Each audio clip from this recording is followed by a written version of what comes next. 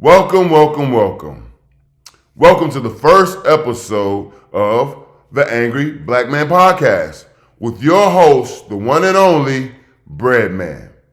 Now, this is our first and ever episode here at the Angry Black Man Podcast with your host, the one and only Breadman. So I want to make sure to take things very, very slow. So we cover all bases. We're not going to keep you long, but we are going to take our time today here at the Angry Black Man Podcast with your host, Breadman. Now, one of the first things we like to ask here at the Angry Black Man Podcast is, what would make a black man so angry? So I jotted down a few possible reasons of why a black man would be so angry, considering, what do you know? I'm black. So let's get into it. Reason number one, could it be that there was a time before this black man existed that occurred that now causes him today to suffer? I don't know. Reason number two, could it be because this black man feels under attack? Reason number three, could it be because this black man had to do things and has to do things that are harmful to him and everyone around him? I don't know. Let's see. Reason number four, could it be because this black man has a child that he wants to see and pays child support, but he can't get to his child? I don't know. These are just a few reasons, but who knows? Could it be something more simple? Could some of these reasons be just a little bit more simple? Case in point, for example, could a black man be so angry because he can't get a haircut on the only day he's off, which is a Monday? I don't know. That seems like a good reason to me. Look at my head. I went bald. I solved that problem. Could a more simple reason for a black man being so angry be that he's just simply broke and can't get any money whatsoever? Who knows? That seems like a simple reason. I, as a black man, have been there before, and I have been extremely angry about being broke. So who knows? Could a black man be angry because he can't find a good black woman or any black woman whatsoever? That could be a reason. I've been frustrated at times. Maybe Russell Westbrook got traded and you didn't like this trade as a black man. That's also a reason for you to be angry. Could another reason be that you're angry because you think that Tim Tebow is a wannabe Wally Cleaver and basically just sucks NCAA dick all day and night? Hey, who knows? As a black man, that could be a reason for you to be upset. Or could you simply just be a black man that's angry because you're angry? That's understandable. Look, we here at the Angry Black Man, we don't feel that your anger is displaced in any type of way. In fact, we embrace that anger. You understand? And we talk about that anger here on the Angry Black Man Podcast. Now, as an important disclaimer, I have to do this. I have to do this disclaimer right now so people understand what this podcast is not about before they understand what it is about. I'm going to say that again. We need to understand what this podcast is not going to be about before we understand what it is going to be about. So I'm going to go ahead and put this disclaimer out there. This is very important. We at the Angry Black Man Podcast, and I, myself, Breadman, do not condone or promote any form of violence, racism, hate speech, or bullying whatsoever on this platform. I'll say it again. We at the Angry Black Man Podcast do not promote or condone any forms of violence, racism, hate speech, or harassment here on the Angry Black Man Podcast. That's not what we are about. Okay, so I just want to put that out there.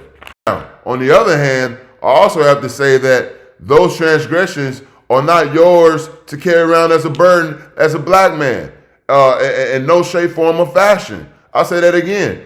those transgressions are not your burden to carry around as a black man in no shape, form, or fashion. Which is why we encourage people to join in on this conversation at the Angry Black Man podcast. And it's also one of the reasons that I, Breadman, became a comedian. And that's what actually changed my life. It changed my whole life around.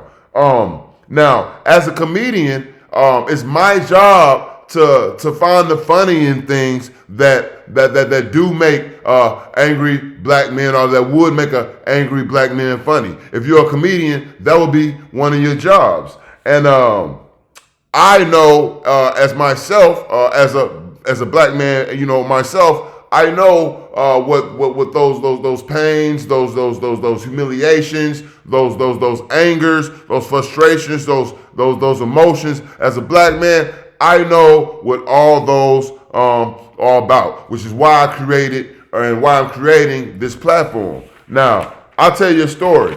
I took my girl to a comedy club a while back, and Houston, Texas. It was called the Secret Group, and I went to this comedy club, and it kind of threw me off. It really wasn't my thing, but I was trying to step out the box. I know I wanted to do something different, and I needed to do something different as a black man. And when I tell you, this is one of the most surreal and different experiences that I ever had. But one of the most important things that stuck out to me during this experience was that I saw people who were there who were basically saying, yes, this is me. Fuck you. This is my pain.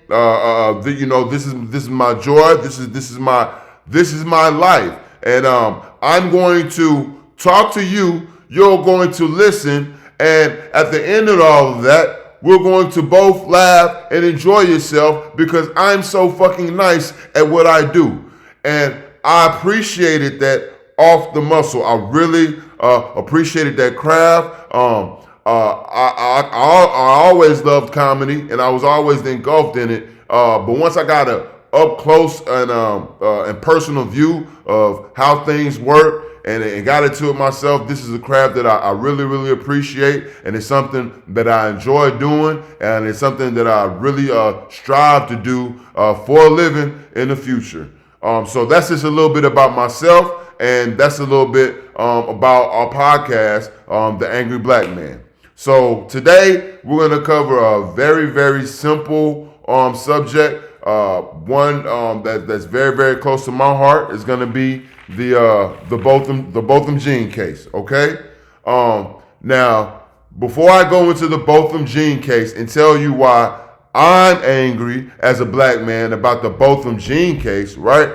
I want to slow down. I want to bring it back, because one of the things that frustrates me, that also angers me as a black man, is that when a black man tries to speak up and say his opinion and talk about what frustrates him, people like to weaponize his simple anger and frustration, and that in turn makes makes a black man even more frustrated. I know it makes me more frustrated. So what I want to do is slow down, and we're gonna take the emotion out of it. We're just gonna go, and we're just gonna cover the basic facts of this case that have happened. You understand? And my source is going to be the New York Times. That's going to be my source for today. Again, my source today is the New York Times. So you don't think I'm just rambling and just throwing stuff out there. Okay, so we'll go into the straight facts of the Botham Jean case. The thing for today and for a while that's had me angry and upset as a black man.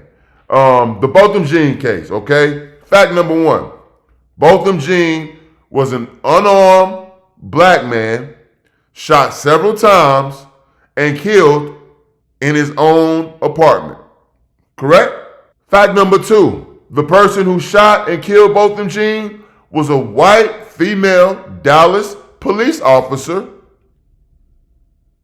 who was off duty and entered his apartment unlawfully and without a warrant. I'll say that again. The person who shot and killed Botham Jean was a female Dallas off-duty police officer who entered his apartment unlawfully and without a warrant. Okay? That's fact number 2. Fact number 3.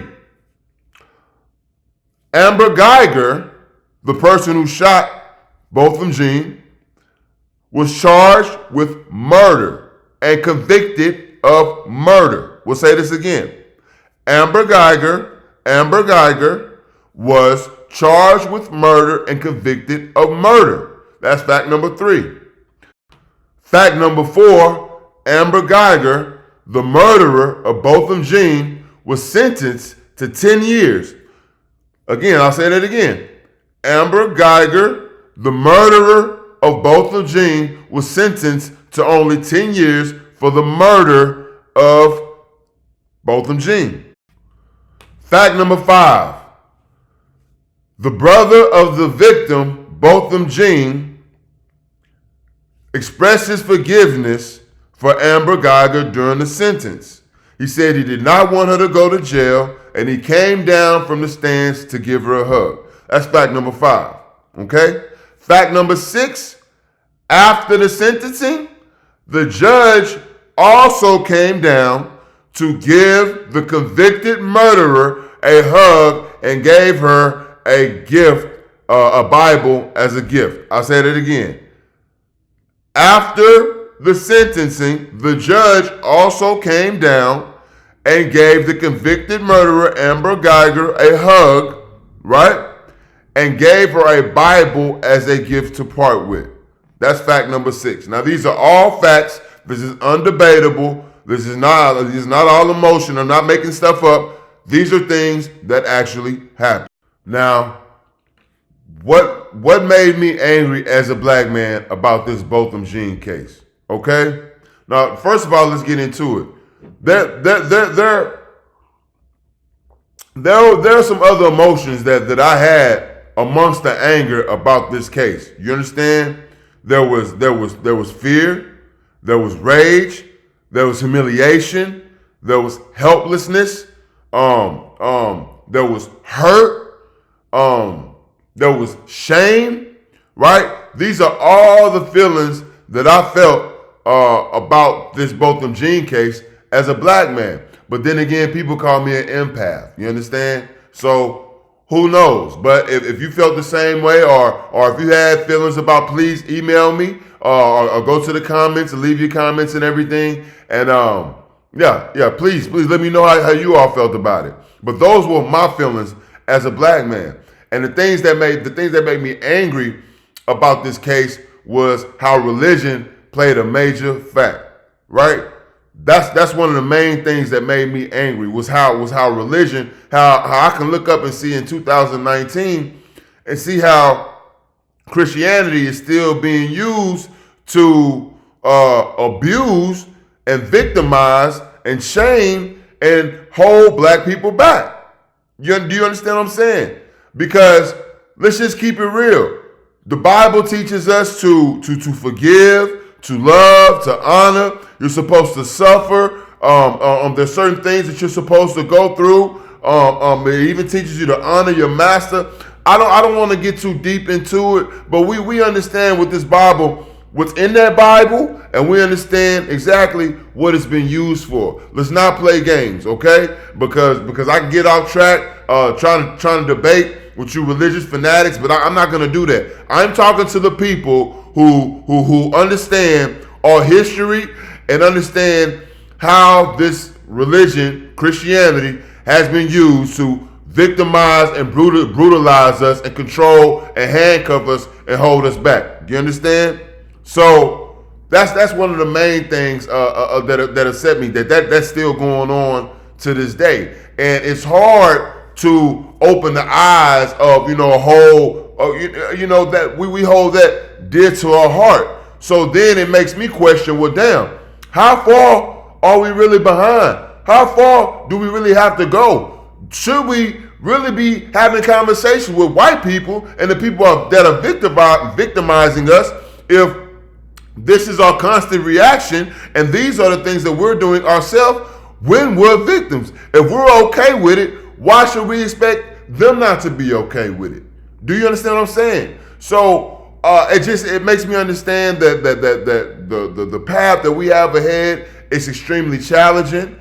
It brings to light that whole cliche. I really don't like cliches at all, but there is one that it goes, all skin folk ain't your kin folk. You understand what I'm saying? It really brings that to light, and it's terrifying when you realize that your own brother, do you understand what I'm saying, or your own sister or your own mother, do you understand, could just as well be more responsible for holding you back or putting you in a bad situation or victimizing you just as much as these oppressors. Let's just keep it real. So that's one of the main things that made me angry as a black man, right? So right after this happened, you had a lot of Christians, to come out defending. Oh, the grace of God or glory. Don't stain the grace of God or glory, and don't shame a person that wants to forgive. And if the family's okay with it, why are we not okay with it? All this stuff. You understand what I'm saying? And I'm just sitting back and I'm watching, but this is making me even more angry. But I'm just sitting back and I'm watching, and lo and behold, right? Lo and behold, 2 days later, the black man that showed up to bear witness for Botham Jean, because he's gone and not with us, to bear witness for this man's murder, lo and behold, because this woman was sentenced to 10 years, this white woman was sentenced to 10 years, this black man gets shot dead. Another one shot dead several times. Do you understand what I'm saying? And killed. Gone. For trying to do the right thing. Do you understand what I'm saying? For trying to bring justice to this man's family, who's forgiven the murderer, by the way. Let's not forget, to try to bring justice to this man in the grave. Right? But we all out here trying to defend them, forgiving them, and yada yada. And while all this is going on, they hitting us with the oopty wop. They done ran in the man's crib and blew his fucking head off. Blew his chest in. Right? So I have a question. Where are all the Bible-toting black Christians now that were coming to the defense of the Jean family? You understand? When they wanted to forgive Amber Guyber, when they wanted to forgive the judge, you understand? When they wanted everybody to fall back, who was also angry and telling us it's not all right to be angry about this. Where are you today? Do you understand? And I'm not done. I'm also angry about all you motherfuckers who was out here talking down on this man. His name is Mr. Joshua. I think his name, Mr. Joshua Brown. Mr. Brown, forgive me if I got it wrong. But when this man showed up, he showed up in the Dragon Ball Z t-shirt. He came to court in the Dragon Ball Z t-shirt, and y'all tore his ass up for that. The black community gave him hell. They didn't hail him. They didn't give him. They didn't hail him and hold him up high because he showed up. You understand? For this man's name to be treated properly, so justice could be handled properly. Nobody praised Mr. Brown for that. Nobody praised that man for that. You understand? What are we talking about? This fucking Dragon Ball Z shirt, right? We talk about it because he didn't show up with a fucking suit, right? That's what we was upset about. You understand? Now, this man is gone. He's not with us anymore. You understand? So a lot of us need to look in the mirror, you understand, and see what's going on and look with ourselves. I'm talking to everybody. I'm talking to myself as well. Because this is ridiculous. This is what I'm angry about. This is what I'm angry about as a black man today. I'm not going to say I don't understand how this is happening. I'm not going to say that, oh, I can't believe that this is happening. I understand that this is happening, and I do believe that this is happening. But it doesn't stop me from being angry about it. And most importantly, I'm not angry at the oppressors, the people who did it. That's expected. I'm enraged about that. But I'm angry and I'm upset with my people. Because we can't open our fucking eyes and see what's going on. We still out here cooning and buffooning, right? Cooning and buffooning with a Bible in our hand while these people are still going to work on our ass. So as a black man, I have a right to be upset about that. As a black man, don't come talking about me. Don't come talk to me about no motherfucking forgiveness. I don't want to hear that shit. I know what's going on, and you know what's going on.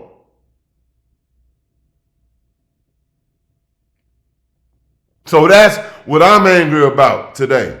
And I can't find any funny in that. You understand? This is my first podcast, and I don't think I told one joke. So what? This is just what it is. This is why I'm angry today. So I encourage all my black men, you understand, to look inside themselves, you understand? Understand that it's okay to be angry about this. That's the main point that I want to communicate. It's okay to be angry about these things that I've talked about. It's okay to be angry if you have a different point of view about it or a different opinion. You're angry about that. That's fine. Please send it to me in the comments. Talk to me. You understand? But as a black man and as a black person, you need to understand that it's okay and it's your right to be upset about that. Right? But what we're not going to let that do is throw us off our note. What we're not going to do is let that make us become unproductive. You understand? What we're going to do and what I'm going to do is use that as energy. You understand? Because there's things that go on where 1 + 1 = 2. This is simple shit. You understand? This is simple shit. So it's up to you as a black man to survive first and foremost. First and foremost, that's your job. It's up to you as a black man to provide for your family. First and foremost, that's your job. It's up to you as a black man to find what I call quality of life. It's your right to have quality of life. And you have to figure out a way to provide that for yourself. You understand what I'm saying? We can't let these things push us back. But we do have to open our eyes, recognize them, and talk about them. You understand? And proceed forward accordingly. So that's my message for today. This is my first podcast. I appreciate y'all. So the Angry Black Man podcast is going to be a podcast where I want as many people to get involved as possible. I want to hear your feedback. I want to hear what makes you angry. I want to do interviews, guest appearances. I want to do anything and everything right now we're open to, okay? So I need y'all to do these things right here, okay? The first thing I need you to do is go to my YouTube channel and subscribe to my YouTube channel. That's Bread Daily TV, right? Go to Bread Daily TV, subscribe to Bread Daily TV, and then hit subscribe, hit the notification button, and like all my videos, okay? That's the first thing.